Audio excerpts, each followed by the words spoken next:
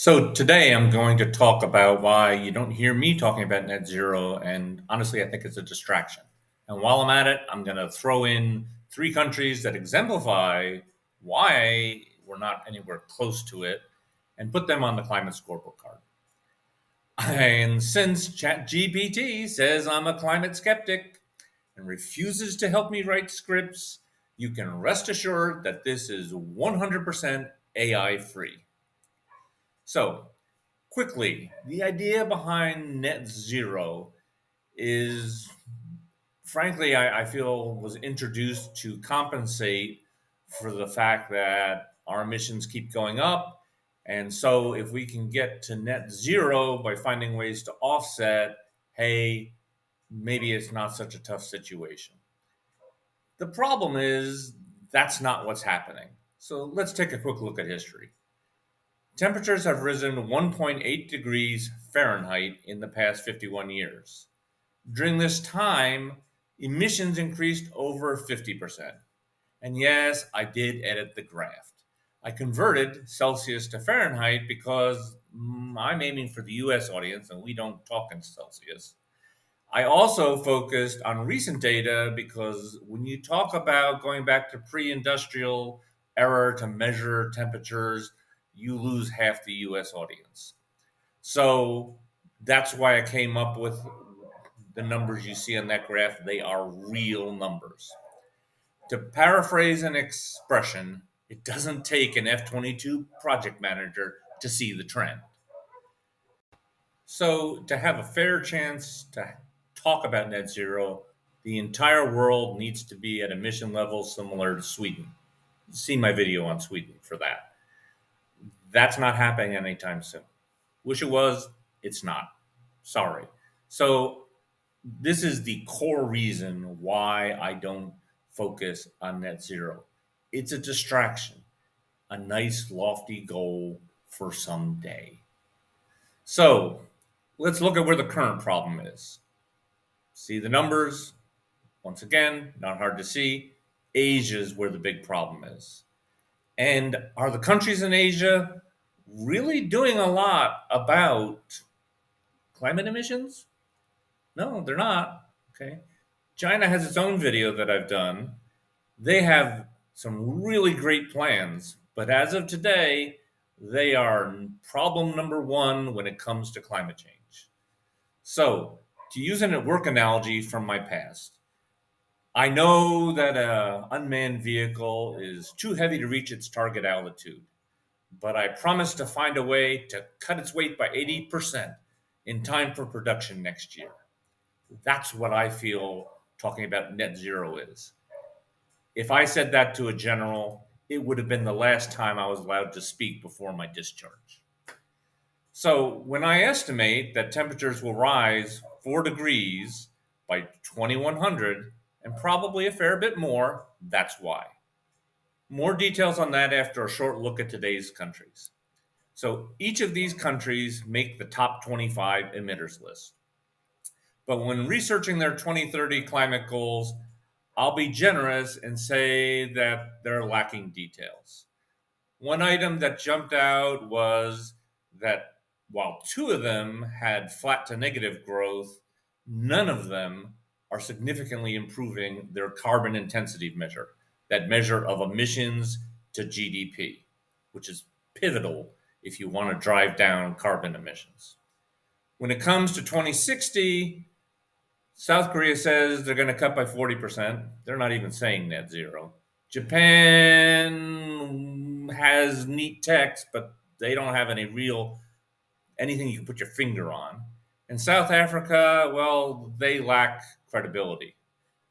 If I was going to look at plans, I'm going to give China as a big bonus in the score other than them. So, and the big question for China, right, is are they going to keep those pledges? Let's talk a little bit more about South Africa and why their plans have no credibility to me. They've gone from being an electricity exporter to having regular blackouts over the past 20 years. The country is ideal for renewable energy, and they've got rich mineral wealth, so they have a base to work off of. Yet, there's no reason to think they're going to improve when their current coal plants can't even function properly. For better or worse, they're not alone. They're not unique. The problem is not about technology in a lot of countries, it's in other areas such as management and finance. And frankly, when I take a look at a South Africa and they can't do it, it's hard to envision how a developing country is going to get it done. Because South Africa has some bonuses going for it that a lot of other places don't. South Korea is the other side of the coin. Economically speaking, their management and finance is pretty good, but it's not matched by a strong vision when it comes to emissions. Nuclear would be a good option for them.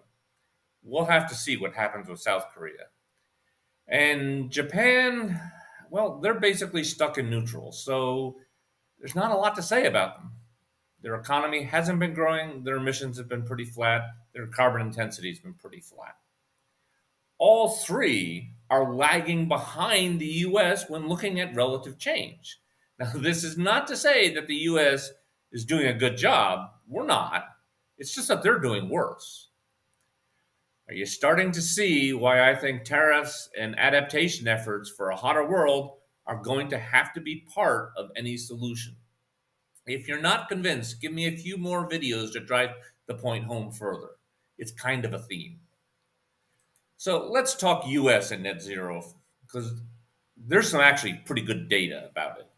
I've done my back of the napkin analysis of what might be possible. If I am really, really optimistic, maybe our carbon intensity drops by 14% by 2030. And maybe we get to 78% by 2060. Okay. Bearing in mind, I'm really optimistic. That's pretty good, isn't it? So you can probably hear the but coming. The catch is that while these gains are potentially going to happen, they tend to be offset by the extra energy required as GDP improves, as wealth goes forward. So the effective improvement is much less. So that you know I'm not a climate skeptic, let me turn my ire at some of the things I hear from climate skeptics. As we get warmer, the cost to adapt and repair damage from weather related events is going to increase. Yes, it might be less than 0.5% of GDP today, but it's going to grow. And put it on a personal level, right? Have you looked at your home insurance bill lately? Right? I live in Florida. It's more than the interest I pay on my house.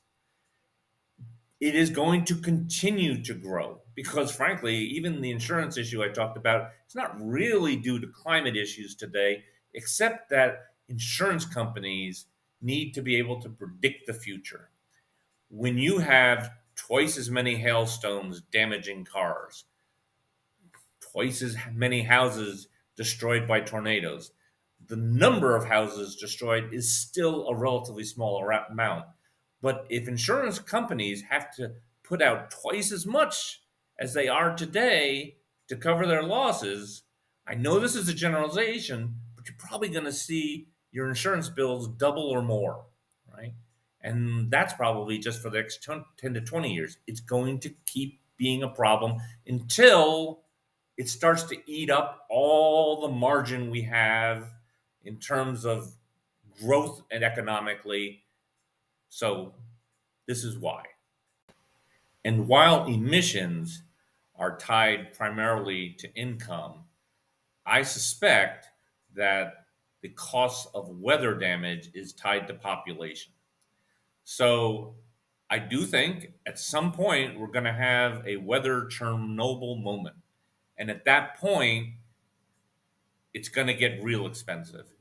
The more we do to prepare today when we're not dealing with social security issues that are going to happen in the 2030s, when we're not dealing with worldwide population issues that are going to make it difficult for other countries, the more we do now, the better it is for the future. It's a lot better to be ahead of the problem than behind it. So this is why net zero for me is too abstract. It's too far in the future.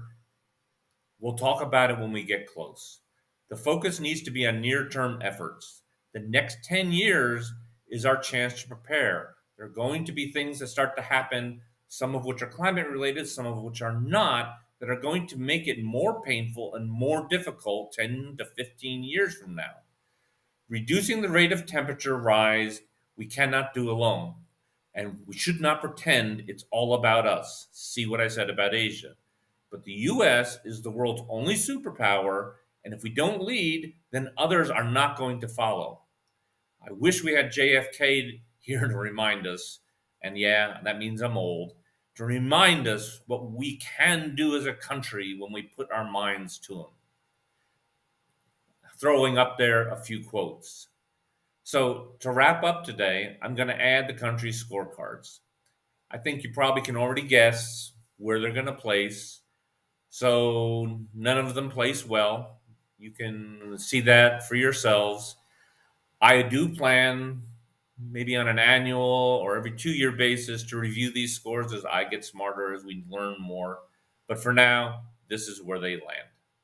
Look forward to talking to you all soon. Please like, subscribe, and comment. Tell me what you think of my scores, and I'll give them a look. And if I need to make changes, I'll let you know. Take care.